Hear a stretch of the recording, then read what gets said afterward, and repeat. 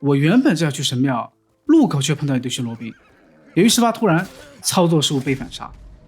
尤其最後自己被捕到那一下，看着太窩囊。原地復活後想着要報仇，誰料下一秒戰鬥沒了，復仇沒了，那群蒙古兵直接人间蒸發了。這也奇怪，不少游戏裡的动態遭遇，玩家重生後敌人也会消失，可為什麼偏偏在《斷末島之魂》裡卻顯得那麼出戏？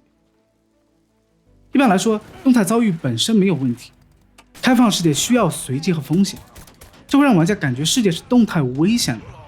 重生後敵人消失，也是游戲避免玩家反复死在同一個地方。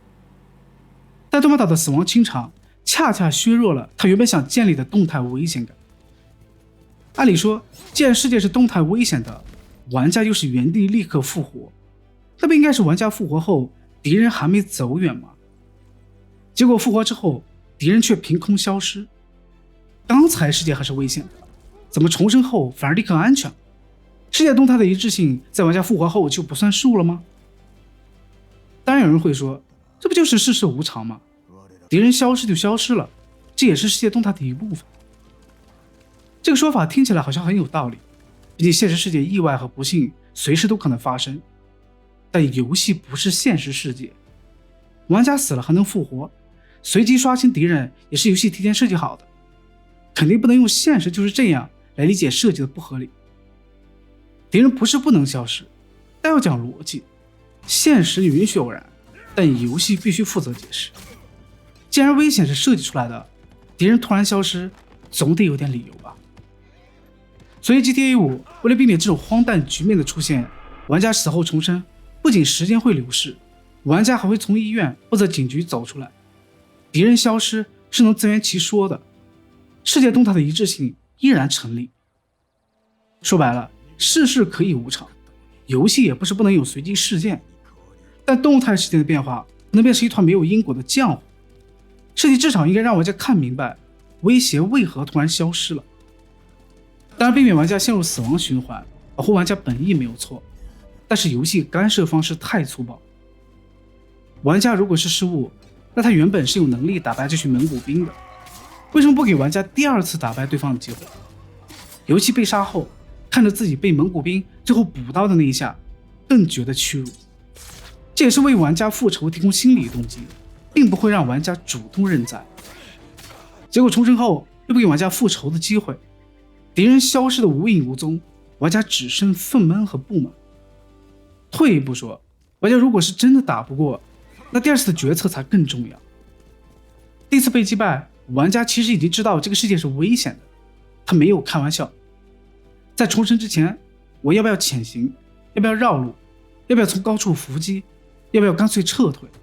這些想法很可能都會在玩家腦子裡形成計劃，但他們都依賴一個非常重要的前提，剛才那個威脅還在那裡。結果復活之後，那個威脅消失了，計劃通通作廢，剛才的那次失敗遭遇變成了一筆無頭賬，再也無法被追回。這個時候肯定有人會說，你換群敵人打不就行了，反正蒙古兵後面還會刷出來，為啥非得是那群蒙古兵？這是個好問題，而且很重要，我稍後會講。但在那之前，還有一層被嚴重低估的危險後果。這種動態威脅機制還會削弱死亡後果對玩家的威懾和懲罰作用。我們假設玩家乾脆不打了，直接躺平，會發生什麼？玩家會毫髮無損的復活，敵人會直接消失，玩家也沒有明顯損失，無非就是那點可以忽略不計的經驗值。那死亡就不再是懲罰了，反而是在幫玩家清理麻煩。在這種情況下，剛才的動態遭遇不就變成笑話了嗎？原本是想突出世界是動態危險的，結果世界在我躺平後更美好，那為啥我還要跟敵人幹仗呢？当然玩家未必真的會故意送人頭，但系統傳達出來的信號已經變得很奇怪了。放棄抵抗也沒關係，死一次系統會幫你清掉敵人。所以為了防止玩家主動投降破壞遊戲體驗，你會看到《荒野大镖客2》中玩家復活後除了血量見底，還會損失部分金錢，玩家死亡有代價，沒辦法躺平，下次遭遇劫匪你最好還是一舉擊敗對方。但上面還只是機制層面的割裂，接下來才是讓人覺得割裂最深的地方。上期我说過，对馬島之魂很擅長把玩家放进各种關係裡，也正因为他這點做得足夠好，死亡清場的問題才顯得更刺眼。因為玩家的大腦已經把那群蒙古兵當成了一個具體事件，而不是可被替換的隨機遭遇。如果這只是一個普通刷怪遊戲，敵人消失可能沒那麼顯眼，但對馬島運用了大量的音樂畫面、角色故事、玩法機制，提前把玩家放進了蒙古入侵、武士抵抗、戰鬼復仇、守護家園的意義結構裡。在玩家眼裡，那群蒙古兵不僅是玩家趕路途中隨機遭遇的威脅和麻煩，他們還是帶來戰亂和苦難的入侵者和壓迫者。主角人也早就不再是一個被操縱的虛擬木偶，他是武士，是戰鬼，是抵禦外族入侵、拯救對馬島的英雄。作為武士，他有不屈的精神；作為戰鬼，他是復仇的幽靈。遊戲不斷強化這種身份的文化重量，也在不斷加深玩家對主角的身份認同和情感共鳴。所以玩家被那個蒙古兵殺死後，產生的不是我輸了，我認栽，大不了換下一波的隨和心態，而是武士戰鬼被入侵者擊敗後的屈辱和不甘，是想追回自己作為武士戰鬼的榮譽和尊嚴，是想證明自己的衝動，是敘事把玩家帶入角色和情緒的自然結果。但重生後，殺死玩家的那種蒙古兵消失了，這份屈辱和不甘的情緒對象也消失了。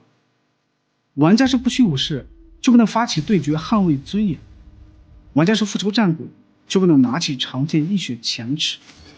因為動態遭遇已經把一群被敘事塑造成入侵者和背負玩家個人恩怨的蒙古兵潦草處理成一次性刷怪，即便後面再刷出別的蒙古兵，也救不了這種割裂感。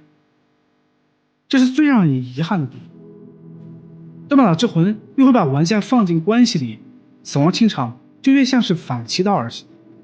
動態世界裡的威脅消失得莫名其妙，玩家重新來過的機會也全部落空。無痛重生又讓死亡失去該有的意義。更詫異的是，敘事讓玩家相信自己是戰鬼，系統卻把殺死玩家的入侵者處理成一群不必較真的臨時刷怪。在我看來，至少在動態遭遇這一點上，遊戲設計並沒有足夠重視他自己塑造出來的意義感。那麼重點來了，開放世界遊戲中，玩家重生後，隨機敵人到底應不應該消失？怎麼消失才算合理？或許你早已有了自己的答案，不過我認為，敵人是否應該消失並不重要，真正重要的是，敵人可以離開，但後果必須留下。其實設計至少有3種不同的方案可供選擇。首先，敵人可以消失，但玩家必須付出明確的代價，要有負面後果，要麼掉錢掉東西，要麼時間位置都改變。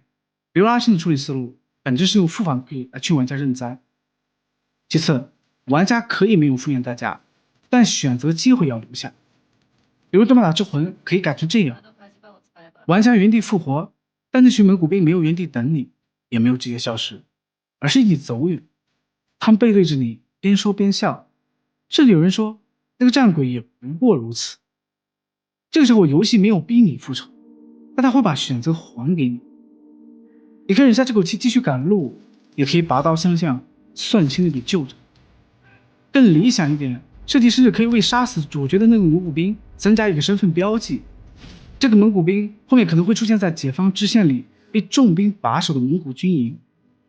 遊戲不逼迫玩家必須幹掉對方，而讓玩家自己決定要不要在解放某個地區的同時也完成復仇的夙願。既為玩家提供額外的復仇機會，也需要玩家承擔額外的風險，更讓抵禦入侵、守護對馬島的宏大敘事還能落到玩家親身經歷的失敗與復仇之中，生出一層更微觀、更具體、也更屬於玩家自己的意義。那麼你覺得哪種方式更合適？或者有沒有更好的處理方式？歡迎評論區留下你的答案。我是蓋文，我們下期再見。